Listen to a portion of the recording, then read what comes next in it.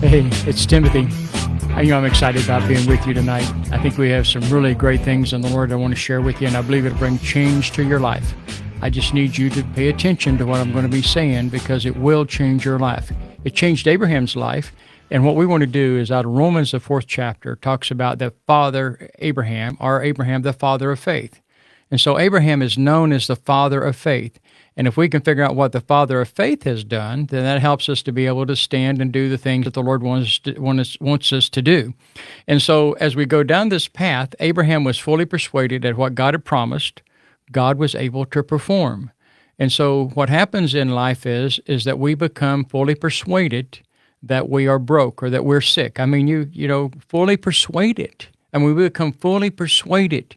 And Abraham had to work on his faith to get it over there to where he became fully persuaded that what God had promised, God was able to perform.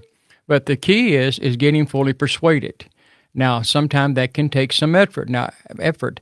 So Abraham, Abraham stood for 25 years.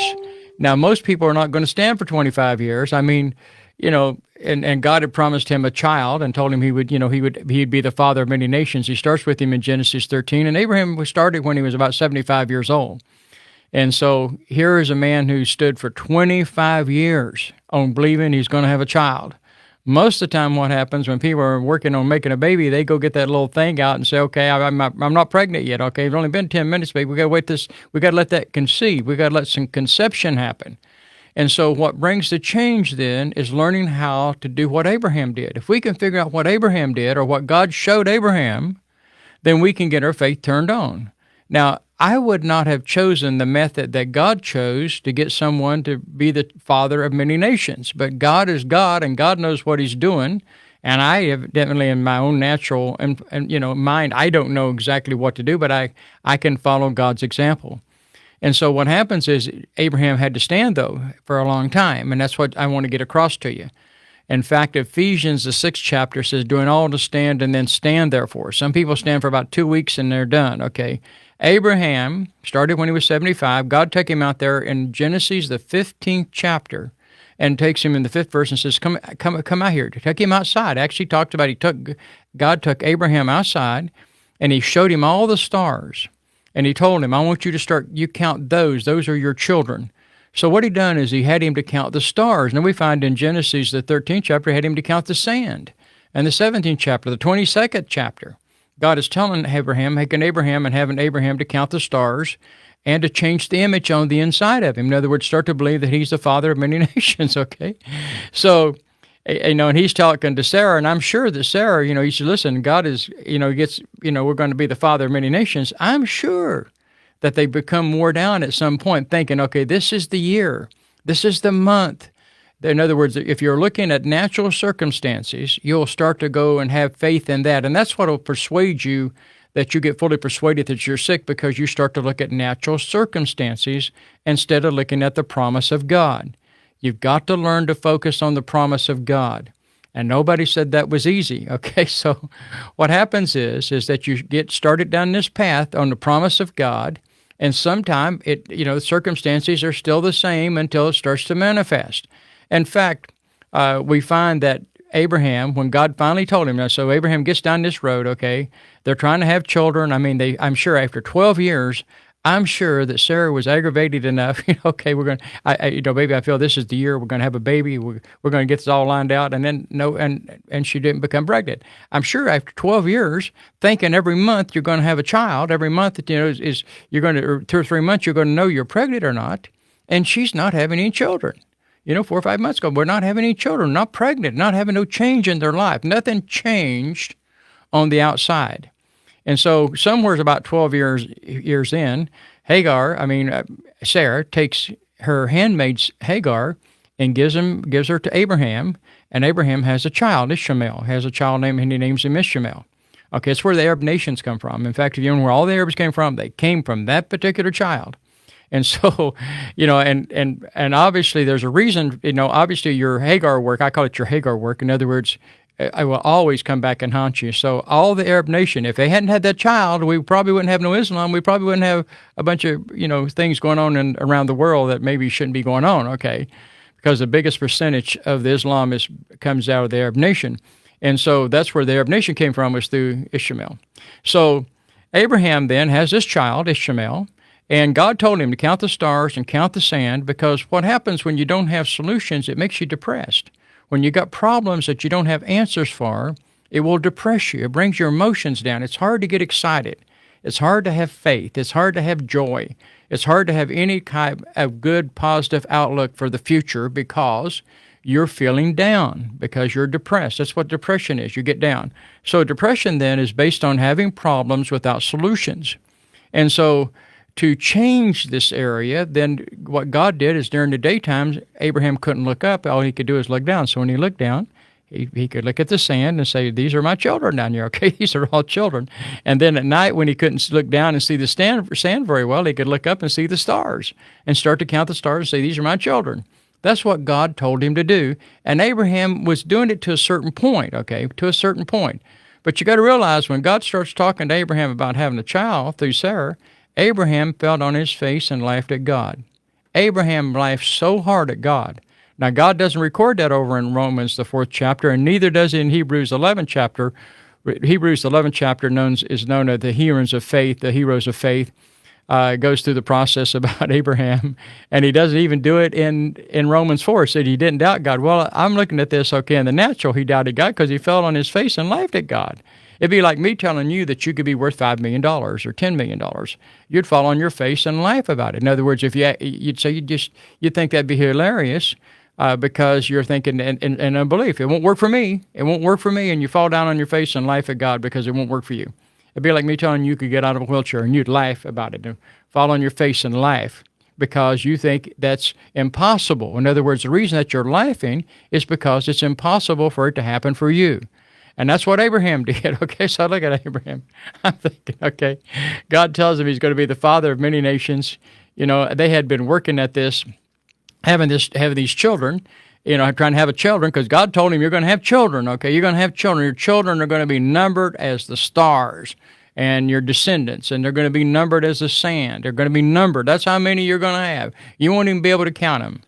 That might be why Jesus is waiting to come back. He still might be holding off on Abraham. Abraham might have filled up quite an image there of all those stars and sand. And so what Abraham did, thinking then, you know, here he is, laughed at God, think it's impossible. Think it's impossible. I mean, that'd be like me telling you that you could have results in a certain area, that you and all your family could be serving God. And you go, it won't work for me. You don't know my bunch. You don't know how my family operates. You don't have any clue about my children. You don't have any clue about my parents. You don't have any clue about anything. Well, that's the natural reaction that people have, and that's why they end up laughing at God and laughing. You know, if I told you, you could be worth $1 billion. Somebody's got to do it. Why not be you? The only difference is understanding how to trust God, and this gets you started in the area. In fact, if you want to believe for a larger church and you're a pastor, then you need to count those stars and sands. Start trusting God. Okay, I see people out here. God, I'm going to minister to these many people. And this is what I'm working on. I mean, this is what Dr. Cho did, ended up with a church close to 1 million people. Why? Because he got the image on the inside of him changed, because God had to change the image on the inside of Abraham. All Abraham had was the emptiness of not having any children.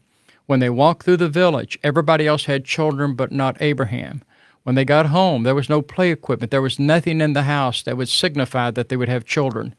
And so the reason that built that image on the inside of them. So you can't trick your heart. You might be able to get all psyched out about something, but you can't trick this in here.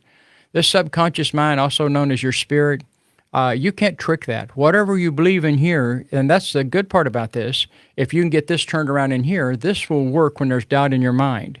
Now, you can be positive in your mind and have doubt in your spirit, and it won't work. But you can have faith in your heart and doubt in your mind, and it will work for you, because your mind will always come dragging along. Your mind's always surprised. You know, surprise, surprise, surprise. Your mind is always that way, because when you're trusting God, you're saying what God said, and then one day it manifests, and your mind, you looks around at everybody else, you know, you're like, okay, thank God it happened, okay? And because your mind sometimes is not always as positive as it should be. So we're not trying to get you to be positive mentally. We're not trying to get you to do mind over matter. We're just trying to get the Word of God inside of you to where it becomes spirit over matter. And if it becomes spirit over matter, it doesn't really matter. It's going to take place. So Abraham takes Ishmael out there every day now and saying, listen, son, because he believed he was the promised child. I mean, when you read Genesis right in there and get into the in the 20th chapter and get on in those areas, you'll find out that when God come to talk to him, that he tried to convince God that Ishmael was the promised child. He said, no, God, he's the promised child. And God said, no, he's not the promised child. Okay. That's how come Abraham got in such unbelief for a few moments, is because he's thinking that Ishmael is the promised child. So he's out there every day with Ishmael. They're looking down at the sand. Hey, now, son, this is how many children, this is the nations here that we're going to have. We're going to have nations come out of us, son. We're going to have nations. Look at the sand. God has promised me this is how many children and inheritance that we're going to have. He's taking Ishmael out there every day talking to him about those areas and showing him the stars. Okay, at night, Ishmael talking to his son. This is the amount of children that's going to come out of us. We're going to have a huge amount of children down in, when Abraham gets to heaven, we might even be part, we are by faith going to be the faith of Abraham. We might even be part of that area of the children of Abraham coming down through those descendants, because he produced a lot of children somewhere down that lineage and through there. So as we get down in here then to figure out what Abraham had done, Abraham then began to build the right image inside of him. He began to see the stars. Now, you say that got this because it turned on his faith. See, it's not Abraham's way to figure out how it's going to happen. It's God that causes it to happen. Abraham was fully persuaded that what God had promised, God was able to perform. What Abraham believed was that God was capable of performing what he promised.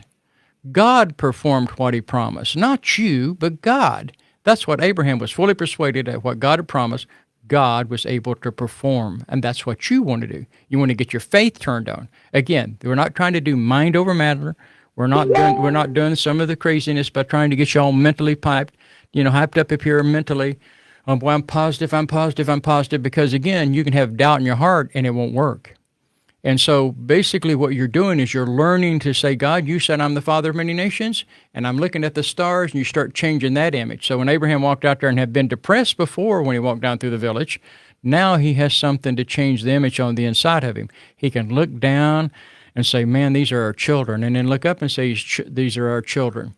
So what happened when Abraham finally, again, just like if I'm telling you, what happened? Abraham then, at 86, he had 12 years in. He ended up Hagar, having a child through Hagar again. Who knows? If you've been around parents who are trying to have children, it can get pretty strange sometime. Okay, it can get pretty. I've been out at having dinner with a group of women and trusting God to conceive, and you can hear some pretty conversations going on there. Okay, because they're all working on having a baby. Okay, they're all believing that, and so. As you go down this path then to start bringing the image on the inside of you, then you need something to help change the image on the inside of you. So you might need to start looking for some type of physical, something to change, like we found out before with Jacob found, he used bushes and trees and stuff to help change the image inside of him. Well, then the stars and the sand changed the image on the inside of Abraham. So you might start thinking about, what can I use to start changing the image of seeing my children in church? What can I do to start changing the image of that? And God is smart enough to show you that, okay? God will give you some wisdom on about how to start changing. What are your stars? What is your sand?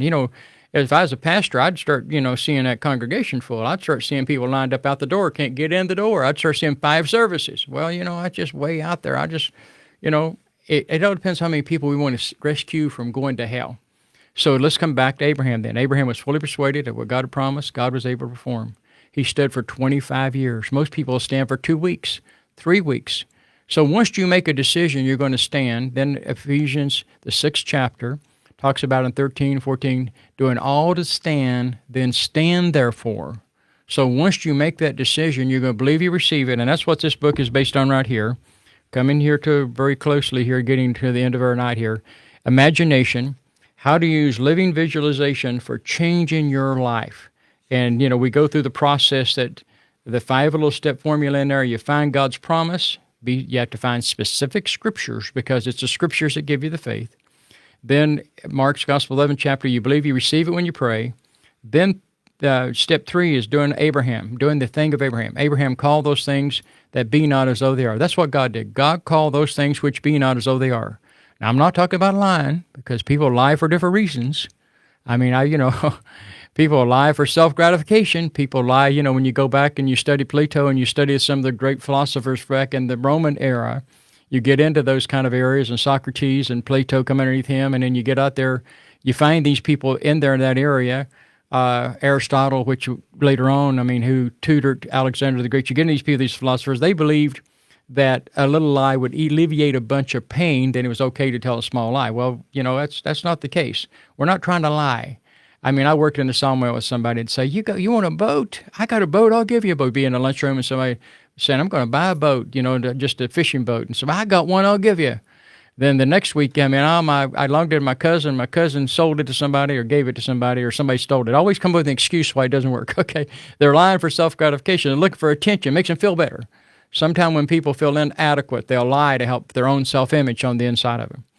But we're not doing that. What we're doing is that we're saying it because God said it. We're not trying to tell the doctor that you're healed. You're not trying to tell something. In fact, you got to be careful about telling people what you're believing for, because they'll do their best to try to help you out and correct you so that you're not believing God. Okay, they'll try to help you out. But again, you're calling those things which be not as though they are. You finally say, God, I want to thank you. My children are saved. They're not going to be saved. They are saved. Because you said, if I accept you, my household shall be saved. I want to thank you for that, God. I can trust you, God. And I see them right now. I see those stars. That's my children right there. They're in church. They're worshiping you. I see those stars worshiping God. You can use your imagination, okay? We're not trying to see no elephants fly or house fly or, those kind of things, or horse fly or dragonfly. We're seeing our children, okay, do things in God. We're not trying to fantasize. We're actually seeing what God has promised you. God promised you that you shall leave an inheritance to your children's children. That's God's promise to you. So what you do is you call those things which be not because God said it. You're not trying to lie to somebody. And so I've seen people come off their deathbed with this, in the latter stages of cancer, sickness, and disease, begin to say, I'm healed because God said I'm healed. I'm healed. They're not trying to impress nobody. And I even tell them, don't be telling the doctors and other people this. Just say it because God said it. Then you use your imagination. That's what we talked about. And then you start putting some action for that. And God usually will tell you about what kind of action you need to put forward. So again, what you need to do is change the image on the inside of you. If you're going to have success, you got to start finding some type of stars, some type of something to change the image on the inside of you. And what that will do, it will help you then make the difference in your life, because all of a sudden you're calling those things which be not as though they are, using your imagination, whatever sand and stars you're going to use. God used sand and stars to get Sarah pregnant. Now, I will tell you, Abraham thought it was funny in the beginning, okay? And you're like, I don't think I could ever, I can remember when I went through stages of migraine in my early youth, and when I was in the ministry, 2 years with a migraine. I never thought I'd be migraine-free. I had some problems with my heart. And, one thing you can do, you can drag your leg around. You can drag your arm around. You can drag your body around, but you can't drag your heart around. Your heart will not let you drag it around, okay? So I remember I had an episode when I was in the cardiologist's office. Okay, that's someplace, I guess, a better place to have it than anything else. He knew exactly what to do. But again, what happens to you, and you have to say it because God said it, not because you feel like it, not because you want it to happen. You're saying it because God said. That's why you got to find those specific scriptures. Okay, again, I appreciate being with you tonight. I just want to say, before we close with this, I just want to remind you, make sure that under YouTube that you hit the subscribe button. I want you as a member. I want you as a partner with me. I want you to partner with me to take this around the world. And the way you do that is to help me out with YouTube. And by YouTube, you subscribe to my YouTube channel. It helps us to grow, and then YouTube then helps promote it along those places. Then also make sure you hit that little bell, that little button, and that will notify you every time then that I start to have another one of these come on, a podcast. Then you'll be able to tap into that and know that. Okay, we got a few more of these we're going to do on image and imagination. I want you to be part of it. I don't want you to miss out on this. I want you to make sure that you're going to be part of hearing this, because this is some great information that will change your life. Again, under YouTube, subscribe, hit that bell, and what that'll do is, again, notify you when we're going to be on that again. I appreciate you being with me tonight. Hey, today, Lord bless you and thank you.